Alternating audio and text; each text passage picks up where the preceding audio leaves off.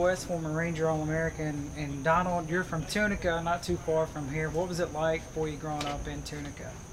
Growing up in Tunica, it was kind of challenging. Being it's a basketball city, and the football team didn't have quite a good season every year. Going from basketball to football it was different, you know.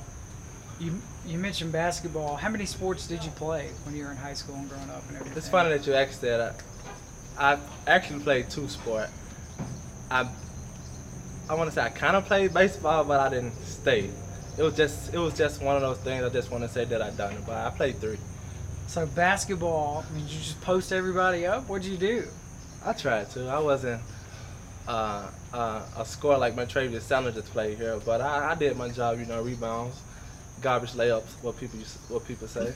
So when you were growing up, were you always kind of the bigger kid, or I was. I was always the guy that was going to be the tallest guy in class. I wasn't quite as big as I am now. You know, I was a skinny, lanky guy, but I always been tall. When did you realize football was the ticket to get you out of Tunica? I want to say going into my senior season, my head coach, we had a sit down. He said, "How basketball isn't going to get you a scholarship, football there." So we sat down and we wrote out a list of things that was going to take me to the next level and how I was going to accomplish it. And that's what we did throughout my senior season, and that's how I ended up at Northwest and going to Texas. So what was the process like your senior year, the recruiting process for you? It was kind of up and down, you know, being a non-qualified, being a guy that had Division I talent and had offers. It was kind of sad that I couldn't take them. You know, coming from a poor educational background at Rosa Ford, I wasn't. They didn't apply me with the things I needed to succeed inside the classroom. So me coming to Northwest, it was a major contributor inside the classroom of having me to succeed at Texas. You know, they taught me a lot of things here that I didn't learn in high school. So you end up here in Northwest pretty much starting from day one. Mm-hmm. What's the biggest thing you take away the 2 years you spent here for the Rangers? Coaching. You want every coach need a player that's coachable. And just buying in, man. You know, you got to buy into what the coach says and how you want to be done, or not, you're not going to succeed. So I think coaching, being a coachable player, and just buying into the program. One of your coaches, Coach Jones, kind of like you, played at a big-time major program, played in the NFL. What'd you learn from Coach Jones? Coach Jones taught me a lot, man. Growing up, not having an offensive line coach in high school and coming here, I mean, I think he helped my game out a lot, man. Not having an O-line coach. And just hard summers and springs with him, just trying to be the best and just contributing on the field, you know. And he did a lot to help me grow as a person and on the field. Freshman year, you guys go 9-0 regular season, Yeah. won the North half. How much fun was that? It was fun. I think it would have been more fun if we would have advanced to the state championship. But that 9-0 streak, it was nice. Everybody was having fun. Everybody loved each other. I think that was one of the reasons why we had so much success. Everybody liked each other, you know. Everybody had fun. Sophomore year, first team All-American. What'd that mean to you to be named an All-American? That was a goal. That was a goal of mine. I had a bunch of goals. Like I said, the same process I took in high school of writing things down and what I wanted to accomplish, I took that into my sophomore year. So being a first team All-American, graduating mid-year, winning every accolade that I could possibly win, that was a goal of mine. Because I thought I was the best player in the state and the nation. So by receiving those awards, I mean, it's just hard work and determination. Okay, take me to your sophomore year, the recruiting process. You go through it again. You end up in Texas, but what was the crazy. recruiting process like? It was crazy. I think leaving the spring of 2011, I think I had 3 offers. Oklahoma State, Mississippi State, and Southern Miss. So at that time, my recruitment wasn't as big as it was in the fall. So my mindset was, hey, I'm going to Oklahoma State. At that time, they was ranked number 10 in the nation. And they just, I think, competed for the Big 12 championship. So they come into the fall, like I said, that spring I worked hard. That summer I worked hard because I know I had a lot of development to go.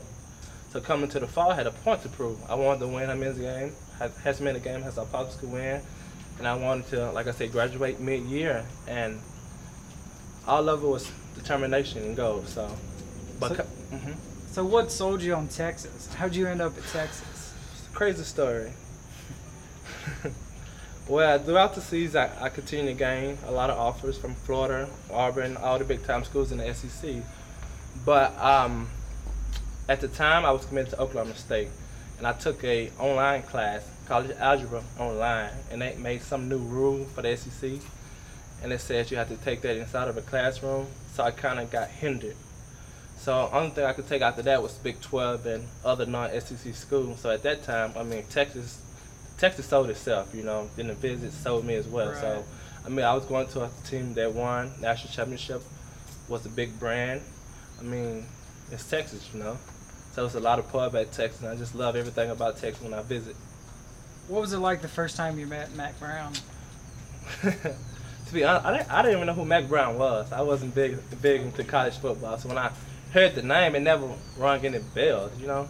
Then I talked with Coach John. He explained to me who he was, and you know he was a big deal. So to have him calling me, and recruiting me to come to Texas, I mean, at the time it didn't mean a lot, but throughout the process, you know, I thought highly of it. How'd you like living in Austin for 2 years? I love Austin. I actually have a apartment in Austin. That's where I'm residing at from now until after the season. And I mean, Austin, it's a beautiful city, man.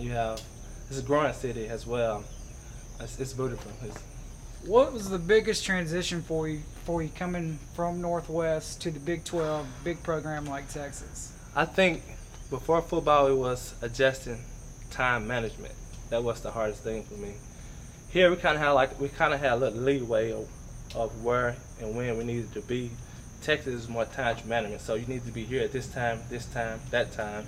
But that was the hardest thing for me, transition-wise. Pretty much day one, you started left tackle. You started 24, 25 games. How much fun was it playing in the Big 12? I think if we would have won more, I probably would have had more fun. But I enjoyed it. I thought my last year it was better than my first year, and we won 9 games my first year. But my sophomore year, we competed for the Big 12 championship. We just had a lot of injuries, man. A lot of big time players went down. I thought we was better than any team in the Big 12, and we had as much talent as any team in the nation. So, I mean, it had its up and down, but if I had to choose all over again, I still choose Texas. Man, your last year, there was a lot of drama. Manny Diaz was fired in the middle of the season, Yeah. and then Mac Brown resigns. What Yeah. was that whole process like? I think the fans and alumni just got tired of excuses. I mean, the recruiting class we had every year was good. And a lot of people was wondering why aren't they winning. And I love Mac Brown, and I love the staff that was there. I think it was just time for a change. One of the big rivalries, Oklahoma and Red River Shootout. You guys put it on Oklahoma your last year. They How much deserved fun it. was They that? deserved it.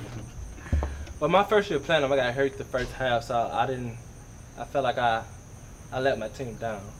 So coming into that game my senior year, we had a lot to prove. You know, we started off 1-2. Everybody was doubting us. They say Oklahoma was going to have their way with us, and we just got tired of hearing that. So we went out and we just beat the crap out of them. Okay, you graduate, and then take me through what's next for you. You end up signing with the Eagles, but what was the whole process like? Your journey to the NFL? It was crazy, man. It was mixed emotions. I mean, coming into the draft, I was considered during the season, I was considered as a mid-round pick.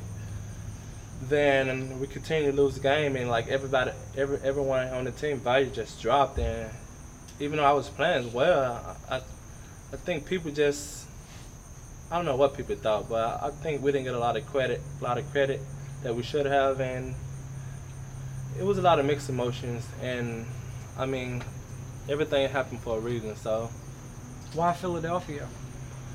When I was a kid, I was always a big Philadelphia fan. One of the biggest reasons why I chose Philadelphia because they have 3 offensive line coaches. So every coach, we have 3 offensive line coaches. So it's not like I won't get coached. And I think at that time, at the moment, it was the best opportunity for me to succeed on the field. Eagles made the playoffs last year. Second-year head coach Chip Kelly. You ready for that fast-paced offense? the first day was overwhelming. You know, going from a huddle offense to a spread offense, and the quarterback telling you the plays. Now we getting the plays from the signals from the sideline. So it was challenging. You look at the Eagles, their left tackle right now, Jason Peters, kind of similar to you, played at a big-time program, was undrafted, was a tight end, and they just put him at left tackle. He's an all-pro. What can you learn from Jason Peters? Like you said, coming out of junior college, one of the offensive line coaches that coached him at the Bills, he compared me to JP. And we have similar qualities. He's an undrafted guy as well. That's why I look up to him a lot, you know. He had to face adversity, and I'm facing it right now.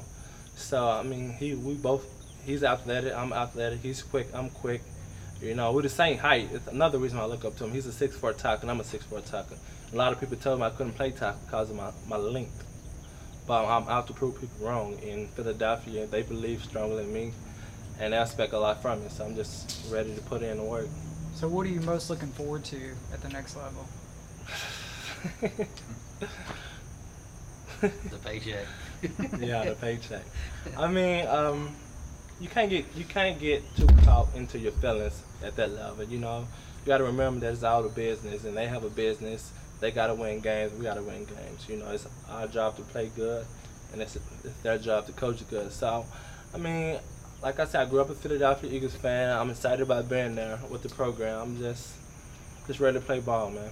How has Northwest impacted your life and where you are right now? I grew up. Coming here, I grew up. When I left here, I grew up more.